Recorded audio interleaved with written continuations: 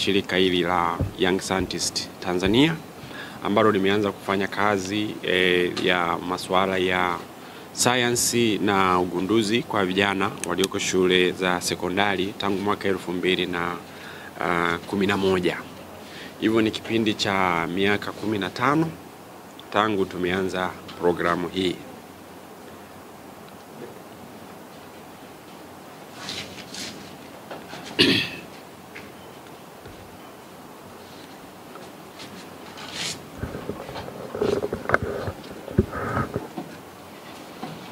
Na kama mnavyofahamu ni kwamba kwa kipindi chote hiki cha miaka 15 shirika la Young Scientist Tanzania au shirikisho la wanasayansi chipukizi limekuwa likijikita zaidi katika kuhamasisha na kutoa mafunzo kwa vijana walioko shule za sekondari, kuweza kuwaelekeza namna ya kufanya utafiti wa kisayansi na kugundua teknolojia mbalimbali.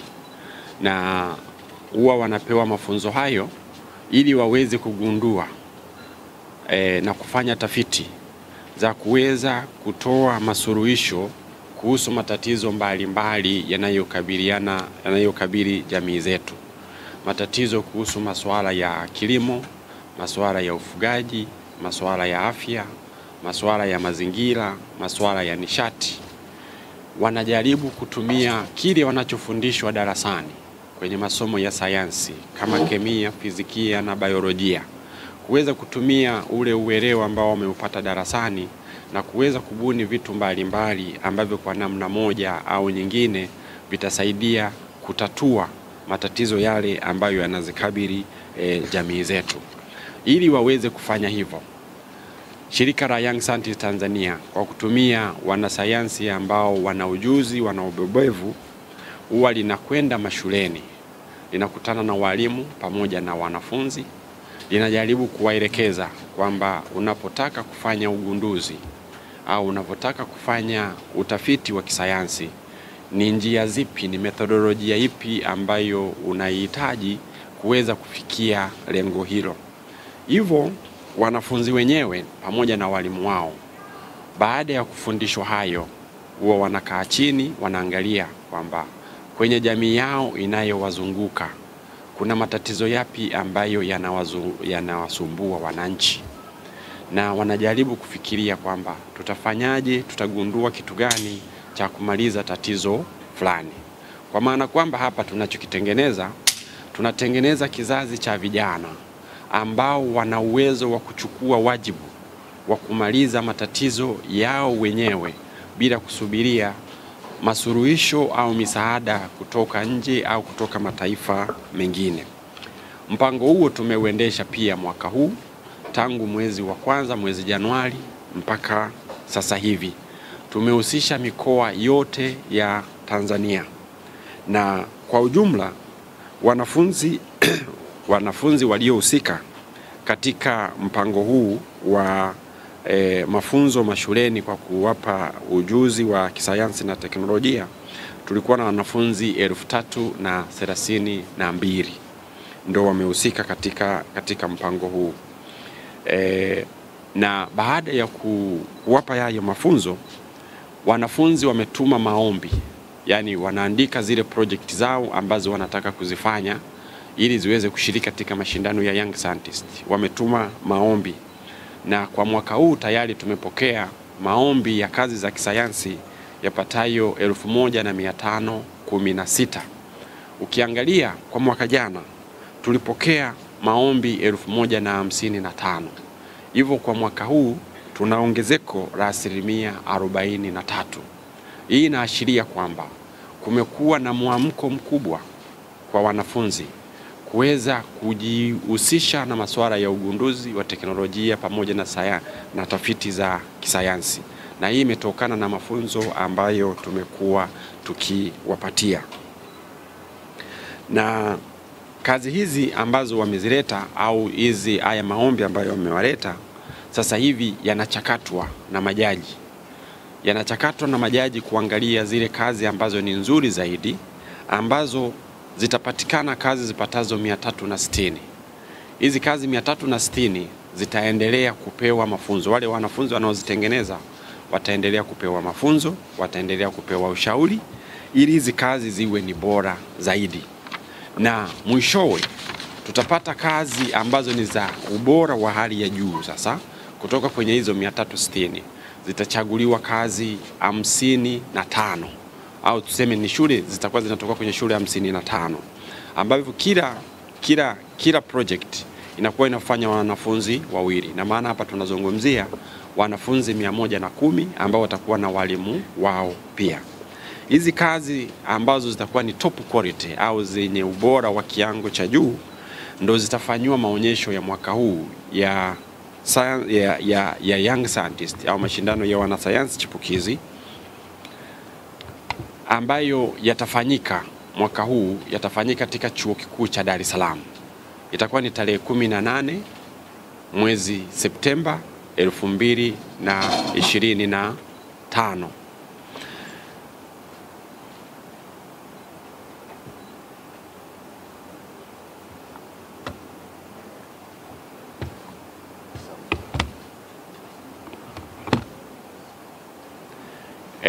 Yatafanyika tarehe 18 Septemba mwaka 2025 na yatafanyika katika Chuo Kikuu cha Dar es Salaam. Kwa wale wazoefu, mnafahamu kwamba mashindano haya mara nyingi huwa tunayafanyia katika ukumbi wa Julius Nyerere International Convention Center. Sasa nini kimetusukuma kuyapeleka mashindano haya kuyafanyia Chuo Kikuu cha Dar es Salaam? Nyote kama mnavyofahamu, vyuo vikuu nchini ndio vina wataalamu wenye uzoefu wa hali ya juu katika masuala ya utafiti wa kisayansi na ugunduzi wa teknolojia. Hivyo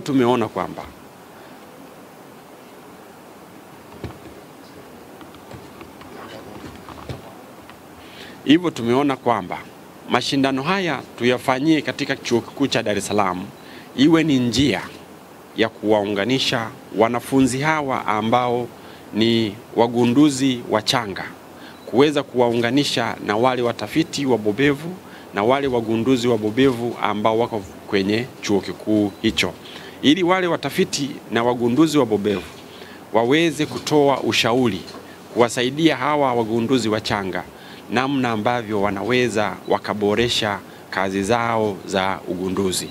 Na tumeanza na Chuo Kikuu cha Dar es Salaam, lakini mpango wetu kwa miaka ijayo tutakuwa tunaangalia tunaweza tukafanyia Chuo Kikuu cha Dodoma UDOM, au tukaenda IFM, au tukaenda chuo kingine. Hapa tunachokifanya ni kutengeneza daraja. Hawa vijana ambao ni wagunduzi wachanga ambao tunawatrain leo hii ili waweze kukua na kuwa wagunduzi wazuri, wanahitaji kulelewa. Wanalelewa na nani? Lazima walelewe na wale watafiti ambao tayari ni wabobevu katika masuala ya sayansi na teknolojia. Na haitaishia hapo. Kinachohitajika pia ni ushirikiano mkubwa kati ya hawa watafiti, serikali pamoja na wamiliki wa viwanda. Uzuri kwa upande wa serikali, tunapata sapoti kubwa sana kwa sababu programu hii pamoja na kuwa na wadhamini wakuu wa hii programu ambao ni Karimjee Foundation, pia inasapotiwa na taasisi ya serikali ambayo ni Tume ya Sayansi na Teknolojia, yani COSTECH. Kwa kuona kwamba programu hii ni ya muhimu sana, serikali nayo inalitambua hilo, na ndio maana nayo inatoa udhamini katika mashindano haya. Na tunachokiona ni kwamba sisi kama nchi hakuna njia yoyote ile. Tuna mipango mizuri ya kimaendeleo, lakini mipango yote hiyo ya kimaendeleo ambayo imewekwa katika sera ili iweze kufanikiwa, hakuna njia yoyote itakayoweza kuifanya mipango hiyo ifanikiwe bila kuwekeza kwa vijana. Bila kuwekeza kwa vijana wakaweza kufanya sayansi, teknolojia pamoja na ugunduzi, chochote kile kitakachofanikishwa kwa miaka 10-20 ijayo kitafanikishwa na kizazi hiki ambacho leo hii kiko sekondari.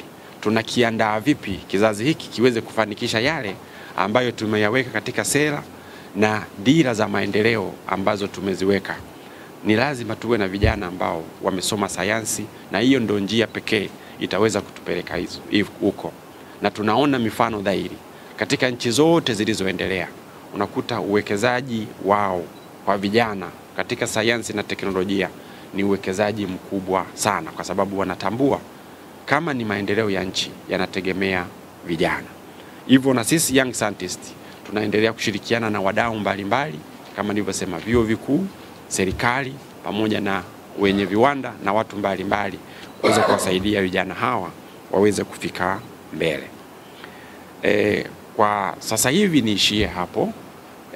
Labda kama kutakuwa na maswali mengine nitakuja niongee baadaye, lakini nichukue fursa hii kwanza kumkaribisha Cobus ambaye ataongelea kidogo, anafahamu Kiswahili kidogo, hivyo ananisikia kidogo, najaribu. Ataongelea kuhusu Karimjee Foundation na ambao wanatimiza Karimjee Family ambao wanatimiza miaka 2000 yao ya kuwa 200, sio 2000, miaka 200 ya kuwa Tanzania hapa. Atazungumzia hilo kwa kifupi, alafu kwa sababu Kiswahili hana cha kutosha. My esteemed partners from YST, YST alumni, members of the press, and our other esteemed guests. As Dr. Kamo Gisha said, I am the Group Marketing Officer of the Karimjee Group, and I'm honored today to be here on behalf of the Foundation. This is a very big year for us as a group as we celebrate our 200-year anniversary, our 200 years of legacy in East Africa. It's been 200 years is for us an extraordinary milestone. Since the family first arrived on the shores of Zanzibar in 1825, we have built a name that stands for integrity, that stands for enterprise, and that stands for service. And we have, over the years, over 200 years, navigated and been a part of the very fabric of the Tanzanian people, of the Tanzanian country, both from an economic point of view and also from a social point of view. Just a little bit about our journey. From our early beginnings as traders in 1825 in Zanzibar, we have moved to agriculture in the 20s. We've been best known for our work in the automotive space in recent years. We are also branched out into energy, financial services, and technology. 200 years for us is more than a milestone. 200 years is a legacy of investing in people and building long-term, but also giving back to the community. And I think that's what today is about. So it's not just rooted in commercial success, but it's rooted in the responsibility to give back to the communities that are here with us and that help us achieve everything we do on an everyday basis. So the bicentennial for us is also a time of reflection, of renewal. We honor the history of everything we've built, but we also look ahead into the future and what will define us going forward as a group. We look at sustainable growth, we look at digital transformation, and again we acknowledge the role that the community and by and large education will play in that future. That is why the Karimjee Foundation continues its vital support of education and of initiatives like the Young Scientists. So it's not just about funding education, but it's about us investing in education and investing into the future. So as we celebrate our 200-year journey, we reaffirm our commitment to empower the youth, to support education, and to drive the kind of innovation that transforms lives, so that we may be a part of and build towards the next 200 years. Thank you very much.